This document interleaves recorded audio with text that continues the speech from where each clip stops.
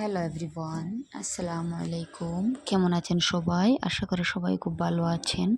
আমিও খুব ভালো আছি। তো দেখতে পাচ্ছেন আমি এটা কী করছি, একটা কেক বানিয়েছিলাম খাওয়ার জন্য। তারপরে কেকটা বের করে দেখি একটু পুড়ে গেছে। তো ভাবলাম এই কেকটা দিয়ে কী করা যায়, সুন্দর করে একটা ডেজার্ট বানিয়ে নিই।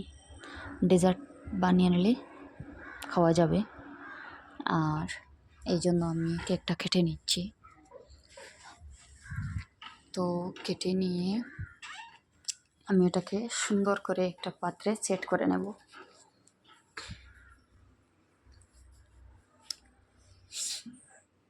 খুব একটা বেশি পড়েনি।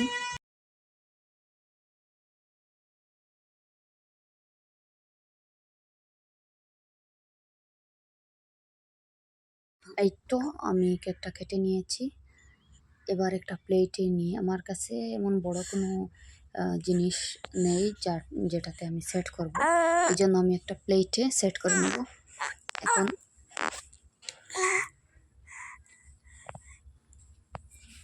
এখানে আমি গ্যাসের ফ্লেম অন করে দিয়েছি, তারপরে একটা পাত্র বসিয়ে দিয়েছি।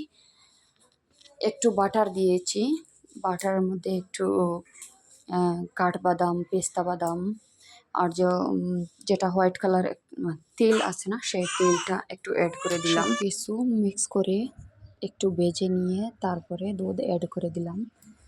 দুধের মধ্যে একটু আধা কাপ চিনি অ্যাড করে দিয়ে দিলাম। আপনারা যে যার মতো করে দিবেন। আমি তো একটু মিঠা কম খাই, তাই চিনিটা একটু কম করে দিলাম। তো এখন দেখতে পাচ্ছেন একটু কাস্টার্ড পাউডার অ্যাড করে নিলাম, অল্প 1 চামচের মতো হবে। তো একটু দুধ দিয়ে কাস্টার্ডটা ভালোভাবে গুলে তারপরে এটা দুধের মধ্যে অ্যাড করে দিয়ে দেব।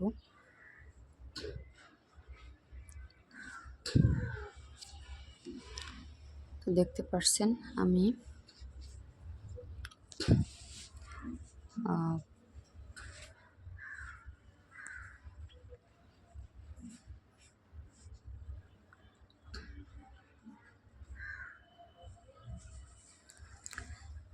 কাস্টার্ডটা অ্যাড করে দিয়ে একটু চুলার আঁচ লো ফ্লেমে রেখে দিব।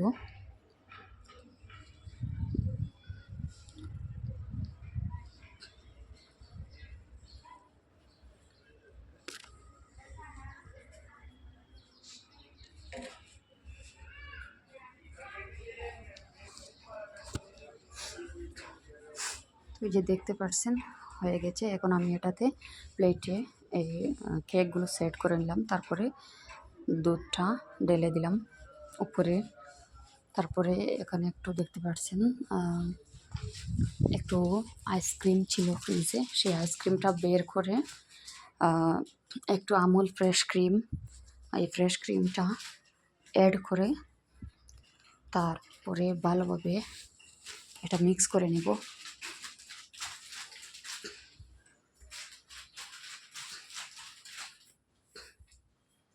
দেখতে পাচ্ছেন এটা আমি অ্যাড করে নিয়েছি।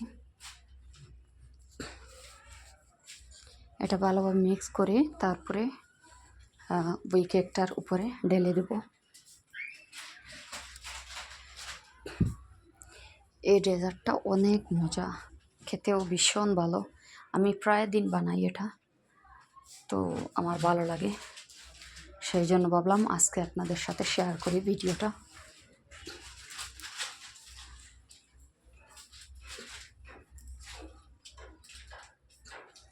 একদম ভালোভাবে মিক্স করে তারপরে এটা ঢেলে দিব।